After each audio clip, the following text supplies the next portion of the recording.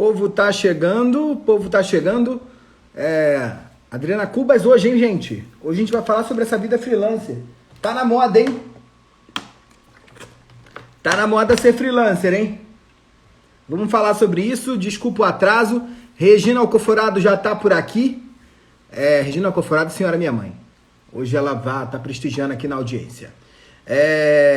Vamos lá, Adriana Cubas vai falar hoje sobre a vida freelancer. Se você perdeu o emprego, certamente terá que ser freelancer. Se você tem emprego, certamente será que ter algum tipo de freelancer, porque parece que o mundo tá indo para esse lugar. Frei Siqueira chegou por aqui, Vanessa Coso também, tô atrasado.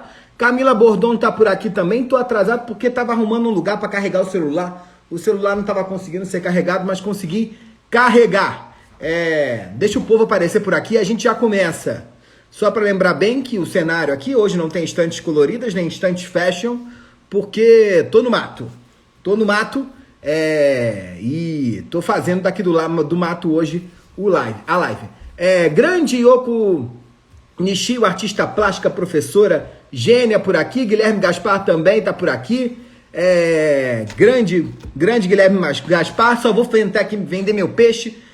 A gente tem o podcast, que é um podcast muito legal, que acabou de sair, que é o podcast do Caoscast, você já sabe. O Caoscast, falando em caos, como o Guilherme estava colocando, é um podcast onde a gente trata de questões de comportamento muito ligado a consumo e a inovação. Eu lidero esse projeto junto com Marina Roale, Rebeca de Moraes e Thiago Faria. Um grande bate-papo, uma grande conversa sobre isso.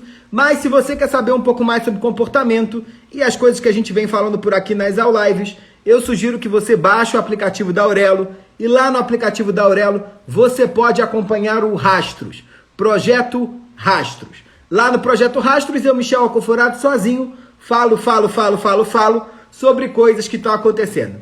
Guilherme, você que gosta do Caoscast, se bobear, segue lá. Segue lá, baixa o aplicativo da Aurelo e segue o Projeto Rastros, que é esse podcast que eu criei, só falando aqui sobre o comportamento e coisas que estão acontecendo. Já adianto que é o primeiro podcast totalmente baseado em BI do Brasil. Então, se você gosta disso, por favor, vai lá. Tô esperando aqui a grande Adriana Cuba chegar, Thiago Cunha, junto com Camilinha Bordon, já prepararam uma pauta para mim, pra gente bater um papo com ela. Super interessante. Meninos, se hidratem, né? Super interessante. E eu tô esperando aqui a Adriana chegar pra gente bater esse papo com ela. Fechou? Fechou? Fora isso, vai mandando dúvida, vai mandando pergunta. Estamos preparando uma série de novidades aqui que eu não posso contar porque sou global, então globais fazem igual aquela gente diz, temos projetos. A Adriana tá por aqui, vou chamar logo ela.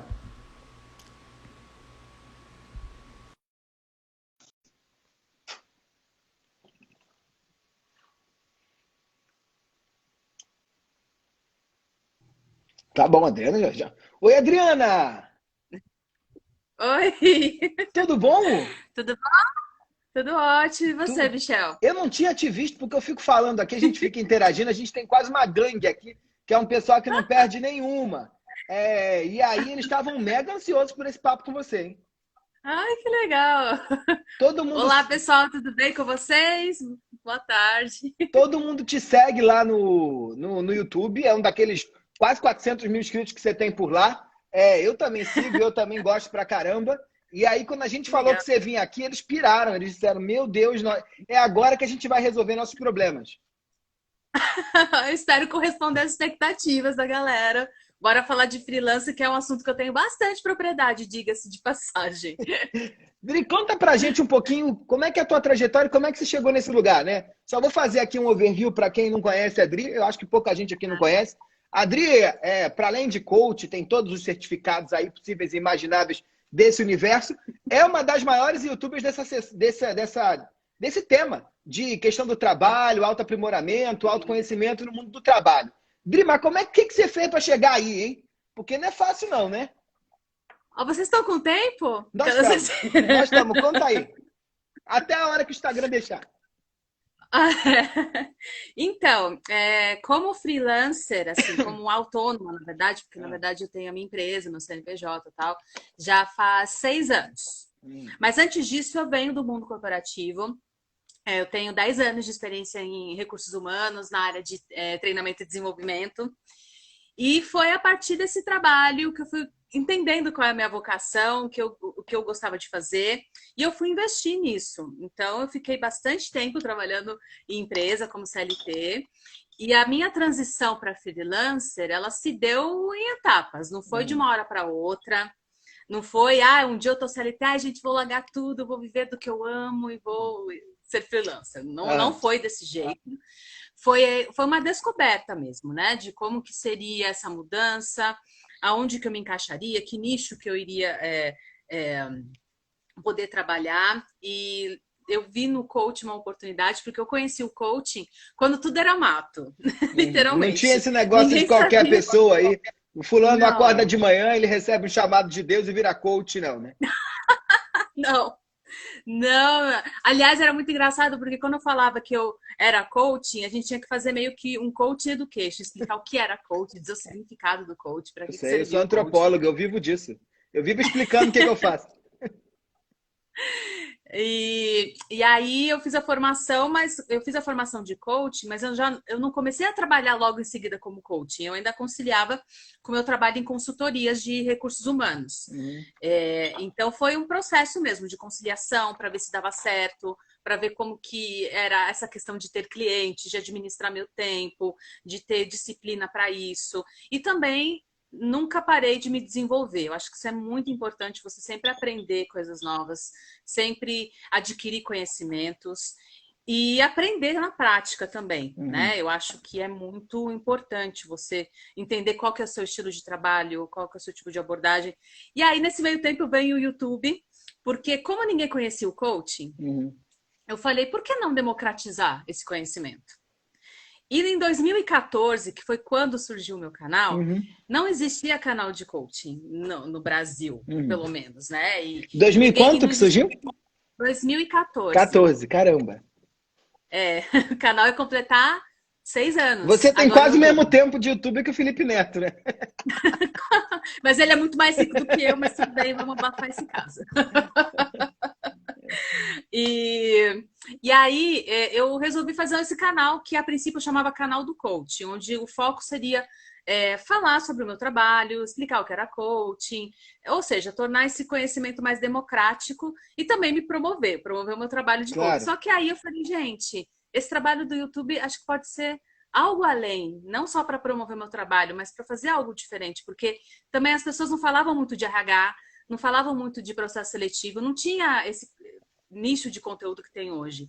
Então, eu posso dizer que eu fui uma das pioneiras em falar sobre isso no YouTube, de uma forma simples, descomplicada, porque até tinha conteúdos, mas era aquela coisa chata, aquele linguajar super rebuscado, corporativo, que eu, que era da área, eu não conseguia assistir. Eu começava a assistir e falava, gente, que coisa mais chata. E distanciava mais ainda.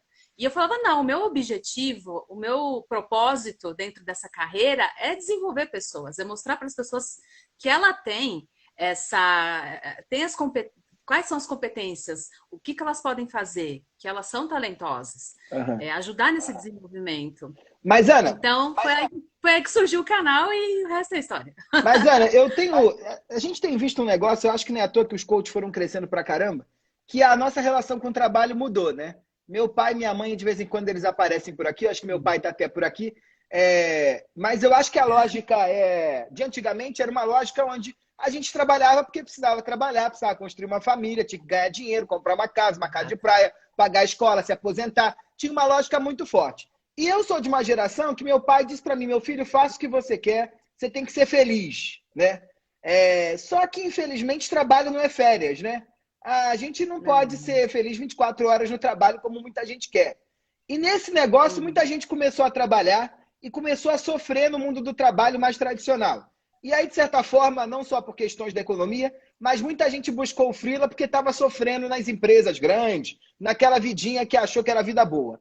Que tipo de sofrimento você mais ouviu no seu trabalho de coach? Assim, para o pessoal aqui já ir se identificando com o sofrimento e já ir entendendo que está todo mundo mal. Olha, eu acho que eu acho que o maior sofrimento que eu ouço até hoje, eu faço também trabalho com consultoria de carreira, com atendimentos individuais hoje, essa questão, putz, eu fiz a escolha errada. Agora eu quero mudar de carreira e eu vou ter que começar do zero. Então, eu acho que esse é um grande sofrimento que eu ouço, assim, das pessoas acharem que vão ter que começar tudo do zero para poder achar uma profissão a qual ela vai ser muito feliz. Né? O excesso de trabalho também, essa questão da falta de autonomia, ou então, e às vezes a pessoa fica nessa ilusão, porque isso é um perigo também, essa frase que você falou, né? Você tem que trabalhar com o que você gosta, você tem que trabalhar com o que você ama.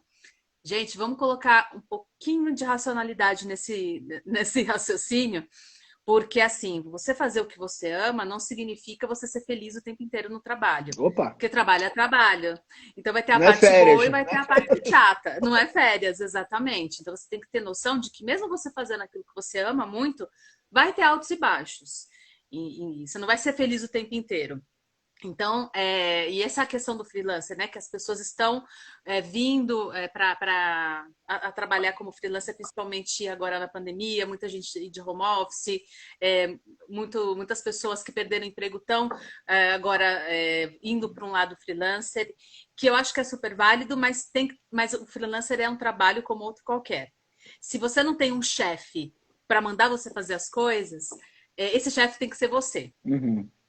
Então é aquela coisa, você tem que ter disciplina, você tem que se planejar, você tem que entregar no prazo. Não é porque você está na sua casa de pijama trabalhando que as pessoas têm essa ilusão, né? Ai, meu Deus, eu vou trabalhar na minha casa, vou ficar de pijama, trabalhando de boas. Mas você tem entregas, você tem que ter um comprometimento com o seu cliente. Então, às vezes às vezes o trabalho é até mais do que se você estivesse numa empresa, muitas vezes, em alguns projetos. Então, a gente tem que ter cuidado, né, com essas ilusões que a gente cria em relação ao trabalho. Acho que é importante, que é até uma coisa que eu falo para as pessoas que eu atendo. Vamos entender de onde vem essa dor do seu trabalho, de onde vem essa insatisfação. Será que é do trabalho mesmo? Será que é da empresa mesmo? Será que realmente foi uma escolha errada que você fez? Vamos entender o contexto? Para a gente poder tomar decisões melhores daqui para frente. Então, é muito importante essa autoanálise, esse entendimento de contexto. Porque tem muitas pessoas, Michel, que têm essa ilusão também de querer ser freelancer, que vai ter mais autonomia, vai ter liberdade, mas às vezes não tem vocação para isso, não tem o perfil para ser o freelancer. Também a gente tem que entender isso. Assim como o empreendedor, né? Que o empreendedorismo foi entrou na moda uma hora, né? Que todo mundo. Até padeiro era empreendedor, o homem do Uber virou empreendedor, Nossa. qualquer pessoa aí virou empreendedor. Exato. E às vezes você não tem esse perfil. E tá tudo bem. Você não vai ser um fracassado, uma fracassada, porque você não tem perfil para ser empreendedor, ou para ser freelancer, ou para ser CLT. Eu acho que é importante a gente ter esse conhecimento, né? De vocação. Então, muitas vezes as dores que vêm das pessoas que estão trabalhando, às vezes essa falta de entendimento do que se quer, dessa clareza. A falta de clareza traz muitas dores, muitas vezes. E tem um outro ponto também que eu acho que é muito importante, assim, que a gente está falando de freelancers, mas também a gente está falando de gente que vai lá e deixa de ter uma carteira assinada e começa a emitir nota, né? Para a gente pensar aqui de uma maneira muito clara quem é esse freelancer. E aí, boa parte das pessoas que a gente vê entrando nesse mundo fica numa dúvida no começo, que é o seguinte: caramba, eu viro um freela mesmo, tipo, tocou o telefone, eu atendo, vou aí pintar uma parede, fazer um planejamento, gravar um vídeo para você, te vender uma pesquisa, qualquer troço, ou eu crio uma empresa. Porque tem muita empresa que é eu empresa, mas o cara, sei lá, cria lá um site, que ele começa a achar um Instagram, que ele começa a se vender enquanto, sei lá, não Michel Alcoforado, mas Michel Alcoforado da garrafa d'água, sei lá, né? Então, o que você acha que é melhor para uma carreira? Porque muitas das vezes eu já ouvi muita gente dizer que freelancer não constrói carreira, né? E isso pode ser um problema. Porque eu fico pensando sempre aqui no meu universo que alguém que tem, sei lá, 5 anos de moderação de um grupo focal e você que tem 25 anos de moderação de um grupo focal, nada justifica que alguém que tem 25 anos de moderação de um grupo focal cobre 5 vezes mais do que alguém que tem 5 anos de experiência no grupo focal. Então, essa coisa de construção de carreira, ainda mais para quem foi criado numa cabeça de que você tem que ir, virar diretor em algum momento, virar presidente, é um negócio muito difícil para a freela, né? Exatamente. Isso que você está falando é tão interessante, porque nesse entendimento de contexto que eu citei, a gente tem que entender as gerações também, né? São os baby boomers, geração X, Y. Por exemplo, nós somos, acho que, da mesma faixa etária, Nós então, somos. da mesma geração. Então, nós somos filhos de baby boomers, que são as pessoas que nasceram pós-guerra. Isso. Então, o mundo estava se reconstruindo nessa época.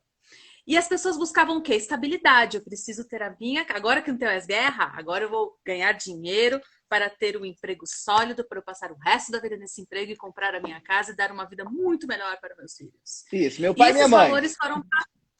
meu pai também, minha mãe, meu pai, o sonho dele era eu prestar concurso. Coitado, frustrei o sonho. Porque essa questão da estabilidade, você não vai precisar mais se preocupar com o trabalho, você vai ter um trabalho que não vão poder te mandar embora, olha que maravilha. E dentro de mim, eu gritava internamente, não!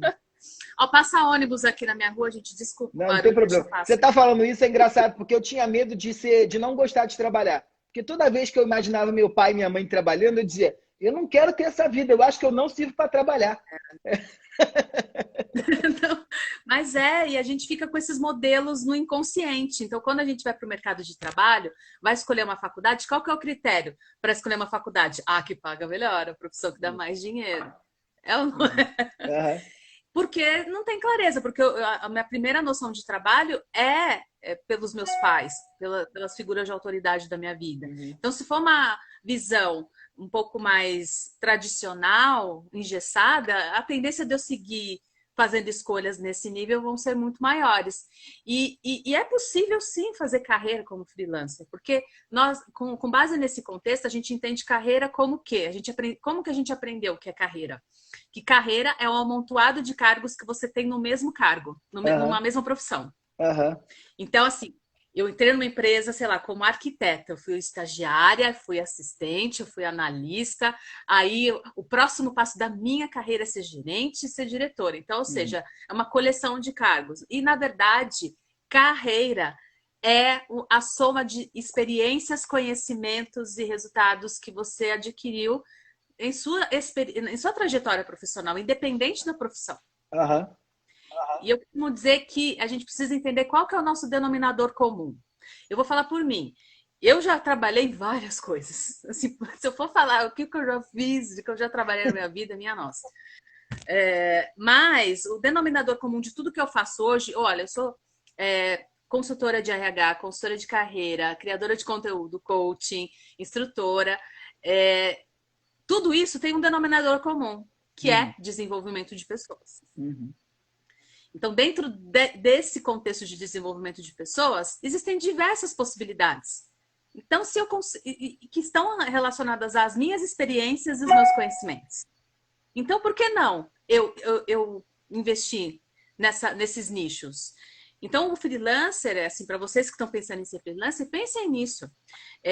Porque não é um cargo de diretor que vai definir se você é um profissional maravilhoso ou não. Faz essa análise, né? O que você já entregou, que projetos você já participou, que resultados que você já conquistou, o que você aprendeu. Porque aí você vai entender qual que é o denominador comum que faz essa junção de tudo isso. Adriana, tem uma outra coisa. Sentido, né? Claro que faz. Tem uma outra coisa que é muito importante, que, como você falou, a gente é filho de uma geração que depositou muitas expectativas na gente, né? Porque pudemos ter oportunidades que eles não puderam ter e conseguiram ter um sucesso financeiro que eu não sei se a gente vai ter tão fácil assim, né? Mas é interessante a gente notar aqui que tem um negócio que é difícil você virar essa chavinha, né? Porque eu me lembro bem que eu trabalhava numa agência, aí decidi fundar a Consumoteca, e eu fiquei 1 ano mais ou menos trabalhando igual um alucinado, mas ninguém vendo claramente o resultado, e todo mundo tinha achado que eu estava desempregado. Porque o freelancer, como ele não tem uma série de rituais muito claros, né? Que são aqueles, vou para o trabalho, tenho olerite, como diria minha avó, que ficou muito preocupada um dia que eu não tinha olerite, nem tinha um lugar certo para trabalhar, porque eu vivia viajando no Brasil para trabalhar. Não tenho 13º, não tenho férias, não tem aquela hora, ai meu Deus, vou tirar 30 dias de férias com a filha de tal, com fulano de tal. Não tem essa loucura toda? Os freelancers sofrem um preconceito, né? Sim. Como a gente se empodera enquanto freelancer também? Porque é uma decisão difícil, Mesmo quando você tem certeza que você vai ter retorno financeiro, você tem que convencer um bocado de gente ali para não arrumar briga na família, que vai dar certo, né? Ou que pelo menos é o melhor para você. Entendi. Aí, no caso, isso é relação à família. Como mostrar para a Família e família amigos, que... né? Isso aí. Porque é uma escolha, a gente sabe que essas escolhas são Sim. compartilhadas, né? Elas não são nossas só, né? Uhum. Eu acho que a partir do momento que você começa a gerar resultados e ganhar autoridade dentro daquilo que você faz, e quando eu digo autoridade, é no sentido de conhecimento, experiência e tal. Aí as pessoas, porque na verdade eles se preocupam, esse dito preconceito, né, dentro da família, que eu já passei por isso, né, da pessoa eu falar que agora eu vou trabalhar como coaching. Hã? O que é isso, né? De a pessoa meio que desconfiar mesmo, falando, ai meu Deus, essa aí vai se dar mal, coitado. Mas eu acho que a partir do momento que você leva a sério, você começa a levar a sério o seu trabalho como freelancer, você mais quando você começa a ver os resultados, entregar os resultados e começar a ter essa própria autonomia, eu acho que a prática, as ações falam mais do que discursos. Porque às vezes a gente tem que pensar também, Michel, falou isso até por experiência própria, se vale a pena ou não ficar tentando convencer as pessoas de que o meu trabalho é sério.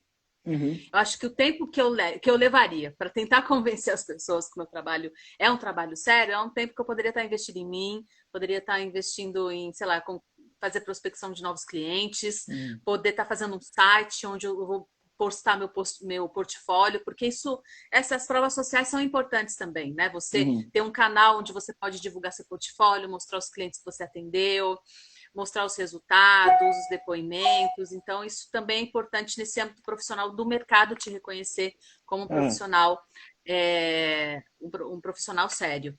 Então, eu acho que ver até que ponto vale a pena também a gente tentar convencer a nossa família de que isso vai dar certo ou não. Acho que você tem que ter...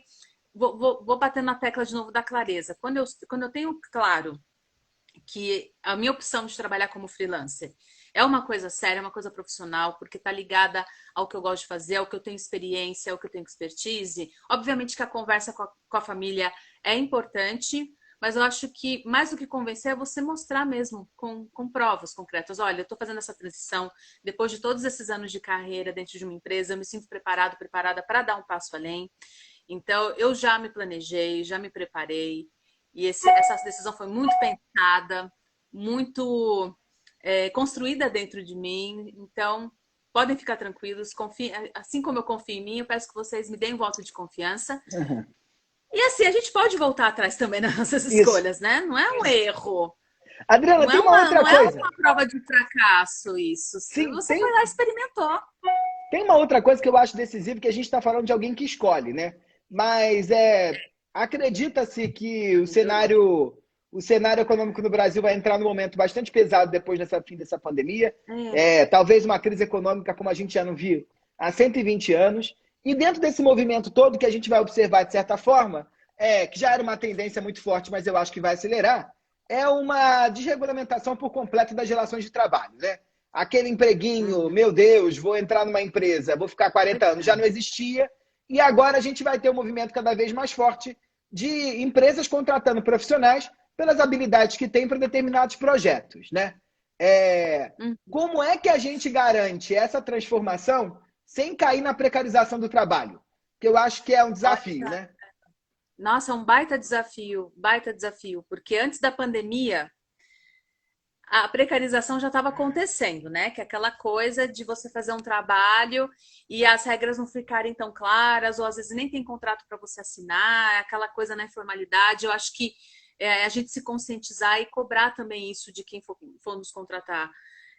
Lógico que depende do seu estilo de freelancer. Se você quer prestar serviço para empresas, inevitavelmente você vai ter que abrir um MEI, ter um CNPJ, porque não dá para você prestar serviço para empresa se você não tiver. Então, eu acho que isso tem que ser muito debatido, e eu acho que na hora de fechar um contrato, seja com um cliente, pessoa física, ou principalmente com empresas que vão contratar você para o projeto, a gente vai te contratar para você fazer um projeto aqui para a gente, eu acho que as regras elas têm que ser muito bem alinhadas, porque tem que ter contrato sim, tem que ter contrato sempre para fazer esse alinhamento das entregas, do que entregar, de que jeito vai entregar, o prazo. Porque se não tiver isso, aí vai precarizando. A pessoa acha que pode te acessar a qualquer momento, pode cobrar de qualquer jeito. E então, realmente é um desafio. Eu acho que as empresas vão ter que se adaptar também. Essa questão trabalhista, eu acho que tem coisas que estão dentro do nosso controle e coisas que não estão. Mas eu acho que é uma questão para a gente pensar com muito cuidado, não ir aceitando qualquer trabalho e deixar muito claro, né, para esses combinados. Eu acho que os combinados eles têm que ser muito, muito claros. E é um baita desafio, é até difícil responder essa pergunta, porque muita coisa não depende da gente, né? Muita coisa depende do governo, de como vão ser as novas regras, se as empresas vão ter essa consciência, porque saindo um pouco do âmbito do freelancer, mas não tanto, por exemplo, tem pessoas que estão trabalhando de home office agora, que são CLT, mas que estão trabalhando o dobro do que trabalhavam na empresa, porque o líder, o chefe, acha que é super de boa mandar uma mensagem às 11 da noite. Você está em casa mesmo? Faz aí. E não, é trabalho. Não é porque você está em casa que você está às 24 horas à disposição. E eu acho que isso também deve ser... Isso também acontece com quem é freelancer, muitas vezes. Então, acho que a gente tem uma longa caminhada aí, que não só depende das empresas, mas depende de nós entendermos os nossos direitos. Entendemos quais são os combinados. E principalmente de alinhamento de prazo, de entrega, de deveres, de direitos. Não ir assinando qualquer contrato, não. Ler as entrelinhas. Ler as entrelinhas. Adriana, tem uma outra coisa que um dos vídeos mais bombados seus lá no canal, lá que a gente foi mega assistir e amamos, foi como você fala dessa dificuldade da gestão financeira mesmo do freela, né?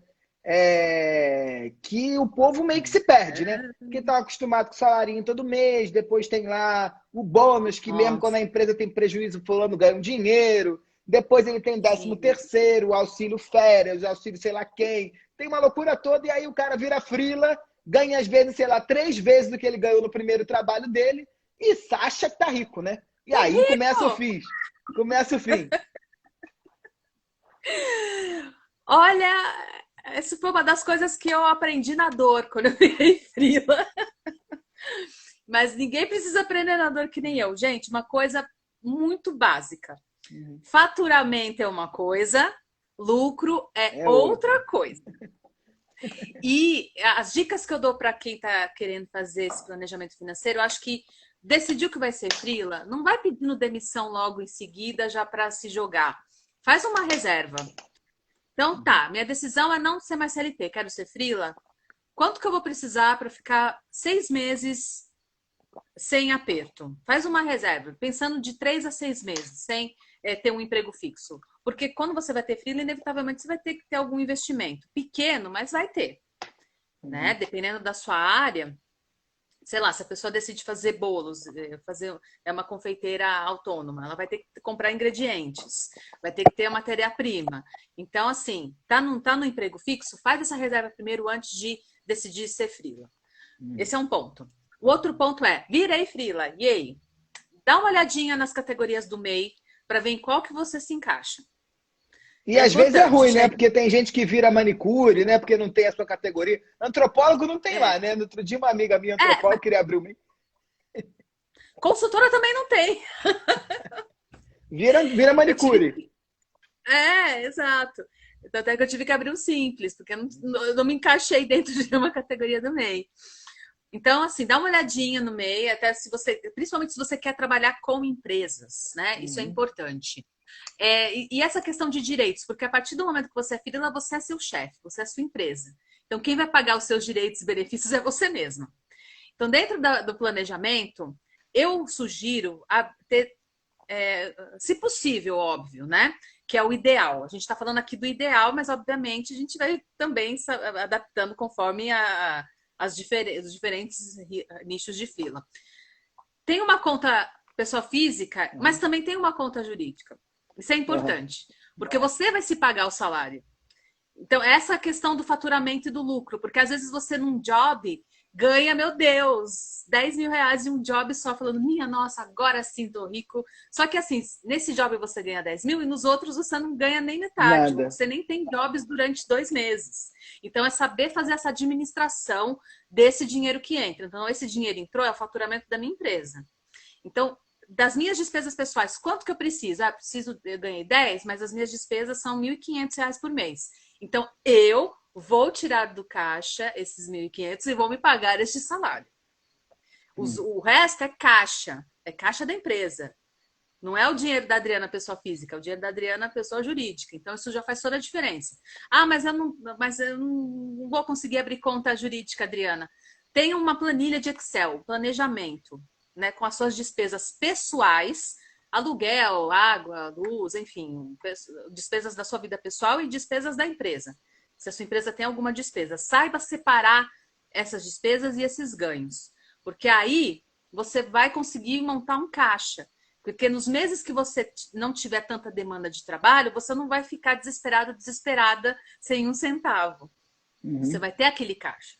Então, esse tipo de pensamento é muito importante, por isso que é muito difícil virar a chavinha, porque a gente está acostumado à empresa, né, pagar nossos benefícios, a gente tem a segurança, não precisa ter essa dor de cabeça. A partir do momento que você vira freela, isso tem que fazer parte, porque senão vai ser muito perrengue, muito mesmo. Por isso que planejamento é essencial para você viver bem como freela, porque você fazendo isso é possível, né?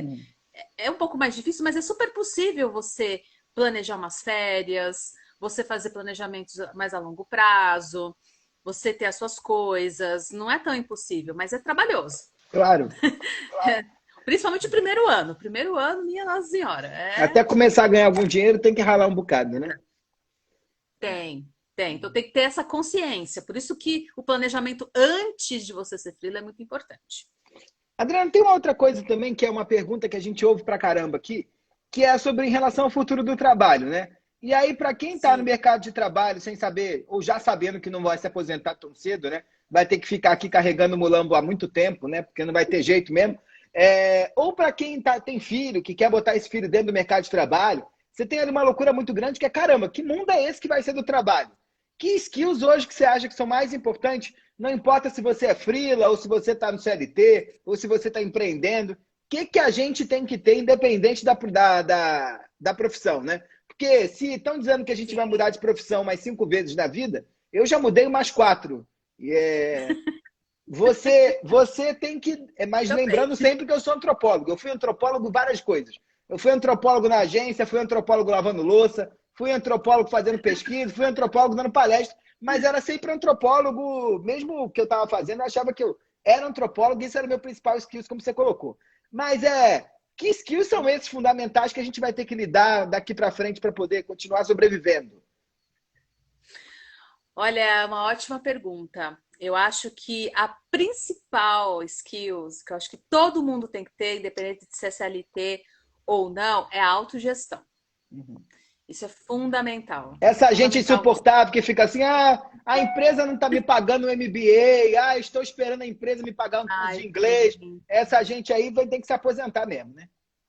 Vai ter que se aposentar. Porque porque é muito importante a gente ter essa autogestão. Tanto na parte de trabalho, eu saber fazer planejamentos a longo prazo, saber quais as metas que eu quero, o que depende de mim, de ir atrás de conhecimento. Isso é muito importante, muito mesmo. Então, essa autogestão, eu acho que é essencial.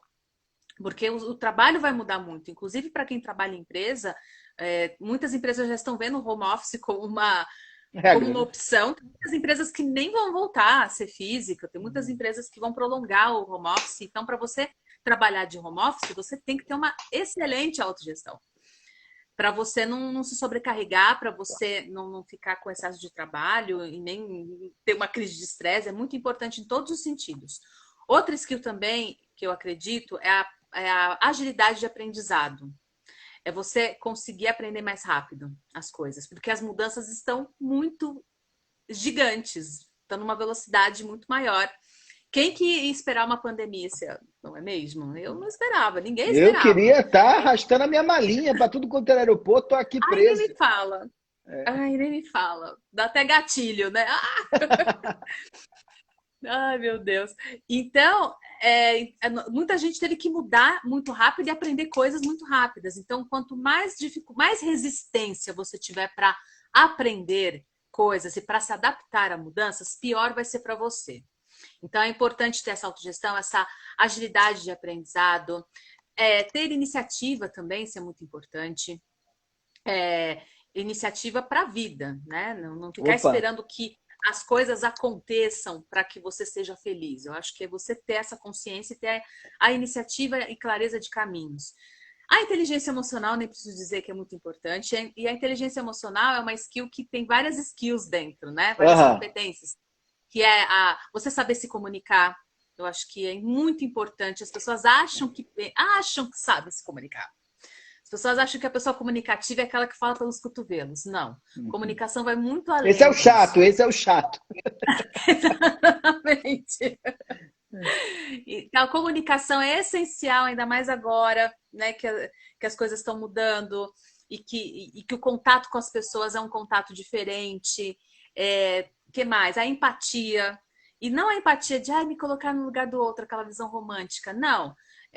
Para você poder fazer, principalmente gestão de pessoas, você não pode usar a sua régua para desenvolver pessoas, ou a sua régua para julgar pessoas, você tem que usar do outro. Né? Isso serve para freelas também. Quando você vai atender um cliente, você não pode usar os seus critérios para achar o que o cliente quer ou não. Mas você tem que ter essa disponibilidade, essa escuta ativa, essa sensibilidade para entender como me relacionar com essa pessoa, como me comunicar melhor com esse cliente, como entender melhor as necessidades dele. Isso faz toda a diferença também, porque faz o seu trabalho diferente de vários outros que estão aí. Então, o que mais? Eu acredito que sejam essas. E a capacidade de resolver problemas, né? A resolução de problemas é uma skill muito, muito em alta, eu diria. Vale ouro, né? Muito em alta. Então, você vê que todas elas estão ligadas a essa questão mesmo de desenvolvimento pessoal e profissional, né? Hoje as empresas estão dando muita importância a essas skills comportamentais, não tanto as competências técnicas, como era antigamente, né? Uma vez eu estava na Índia há pouco tempo e estava fazendo no tempo que podia viajar, né? Março. E aí, engraçado que eu estava entrevistando um povo do ecossistema de startups lá de Bangalore, que é um centro importante lá da Índia, que é chamado do Vale do Silício Indiano. E um cara me falou um negócio que eu achei genial, que ele me disse assim: Michel, se o cara se formou há mais de 4 anos, não me interessa onde ele estudou. Eu disse, mas como assim não? Ele disse, não, porque ele não aprendeu nada que vai ser útil para usar aqui. Porque o mundo muda numa velocidade tão rápida que nada que alguém que se formou de 4 anos para cá pode aprender que vai me ajudar em alguma coisa na minha empresa. Por isso que os soft skills são cada vez mais importantes. E eu acho que o freela tem que ter soft skills mais desenvolvidos ainda, né? Dado que ele é muito independente, né? Sim, com certeza. A gente tem que desenvolver muito mais isso. Eu vejo pelo meu trabalho. Se eu pensar com cabeça de corporativa, não dá assim. A gente tem que se adaptar à realidade. Cada cliente é um universo. Eu costumo dizer, cada pessoa que eu vou atender é um universo complexo, diferente e fascinante.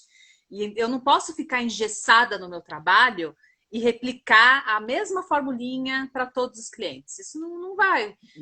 Não vai ajudá-los e eu também não vou me desenvolver como profissional. Então, claro. O mais interessante é isso. Quando você é freela, um ponto positivo de ser freelancer é exatamente essa diversidade que você tem de trabalho, de pessoas, de contatos, de aprendizados, porque cada pessoa que você atende, você aprende uma coisa nova, você vê por um outro ângulo.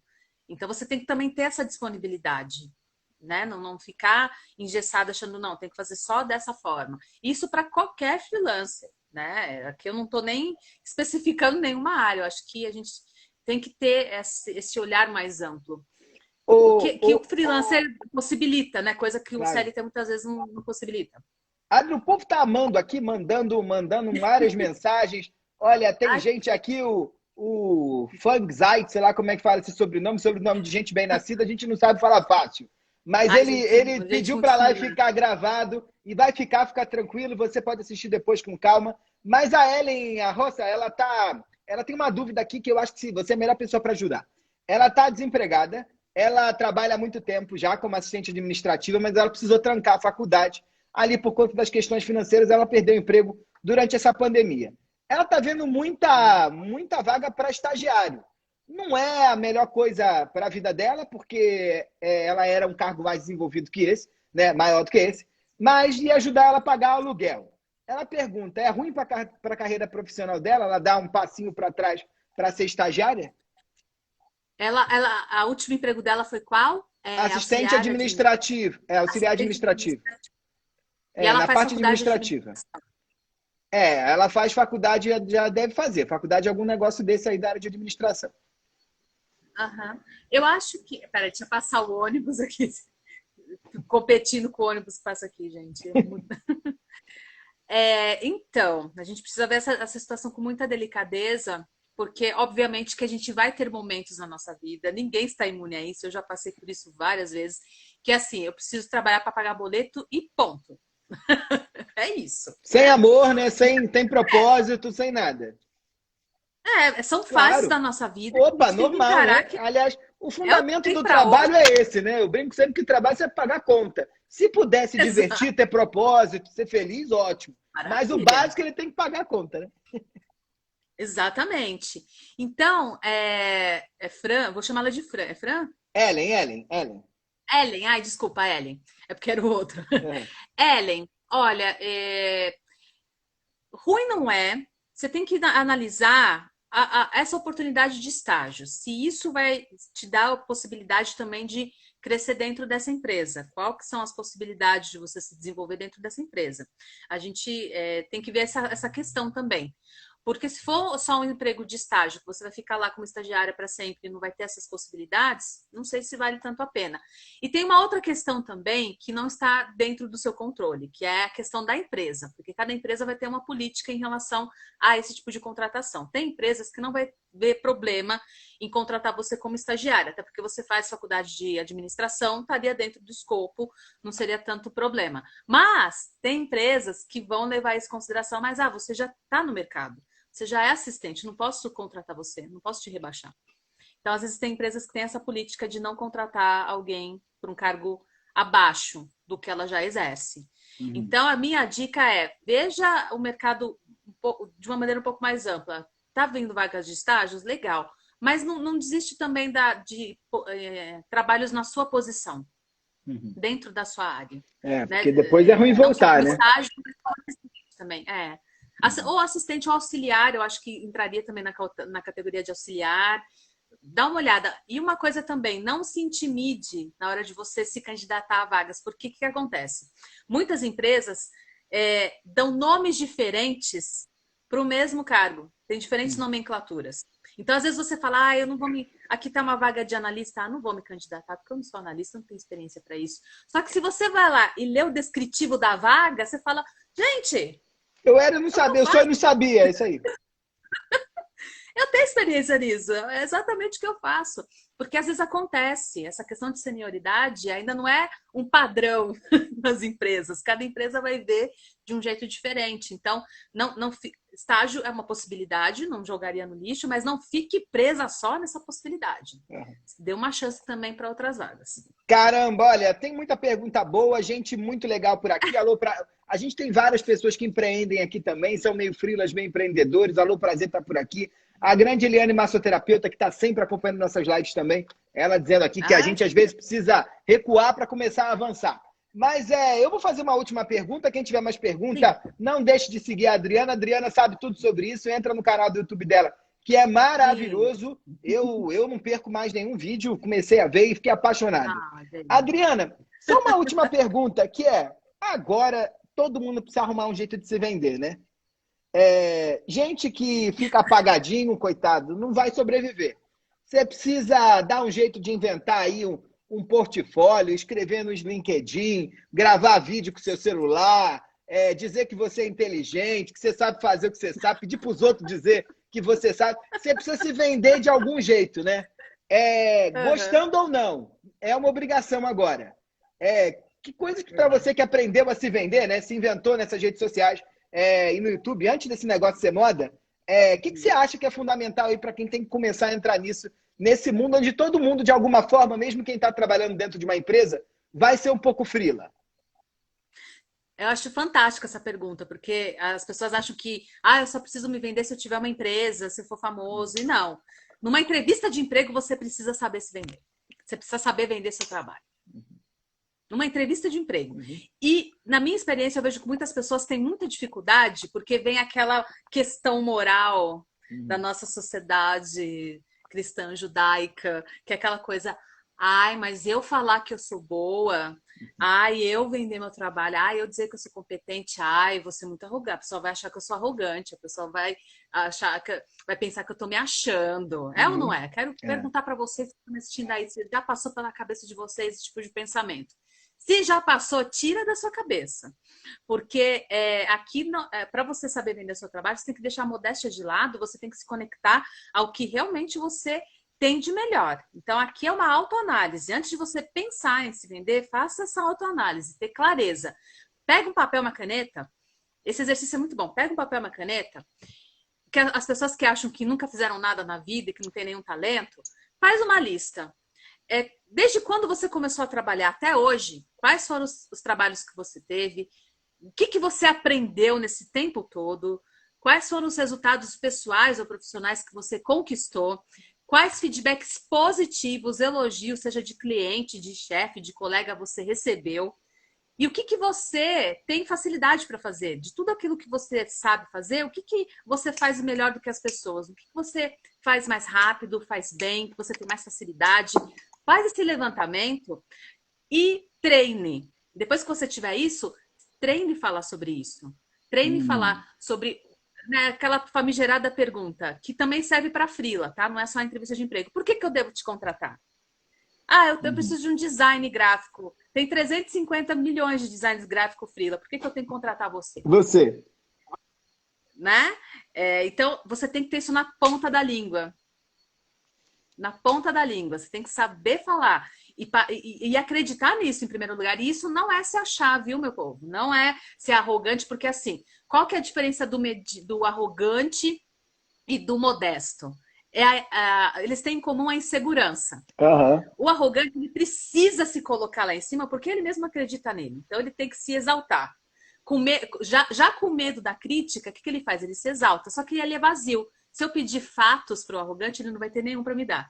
O modesto é o falso humilde, que é aquele que quer confete, que quer biscoito, que fala, não, gente, eu não sou boa. Para, Michel, não sou boa. Não. Pra quê? Pra que você fale, não, você é muito boa, Adriana, você é maravilhosa. Precisa de análise, é uma gente que precisa de análise. Essa gente aí precisa de análise. Né? Não é por nada. Precisa de análise. Exatamente, porque a pessoa humilde de verdade, ela sabe exatamente onde ela está na vida. Ela sabe o que ela faz muito bem, ela sabe o que ela precisa melhorar. Então, e é treino, gente.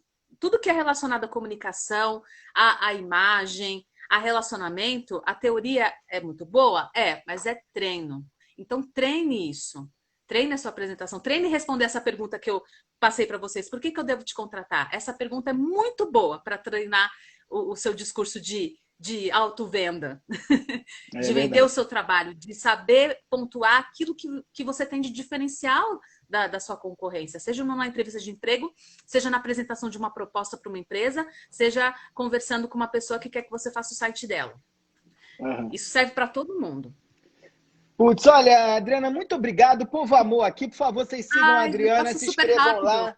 Passou rápido o Instagram, ele é maldoso, ele derruba a gente, não importa a qualidade da conversa. Gente. Eu adorei. Eu também. A gente tem que ser amigo, fazer, sei lá, YouTube, qualquer coisa dessa. E, olha, assim que a pandemia, eu quero gravar com você lá no canal. Vamos pensar no vídeo. Vamos sim. Mas, olha, eu acho que o papo aqui geral é que a gente nasce porque mas a gente tem que inventar o que a gente quer ser, né? A regra mais ou menos é essa. E quando você é freela, se você não inventa o que você quer ser, você não sobrevive, porque é guerra, né? A vida é guerra, eu brinco assim. Sim, é guerra, mas tem momentos bons também. Eu acho que é você se reinventar. Eu acho que a gente está o século XXI é o século da reinvenção. É o século da gente não se engessar em uma única coisa, mas a gente saber colocar para fora o que nós temos de melhor, e não só para a nossa evolução, mas para a contribuição também, né? Eu acho que esse é um valor bem importante também.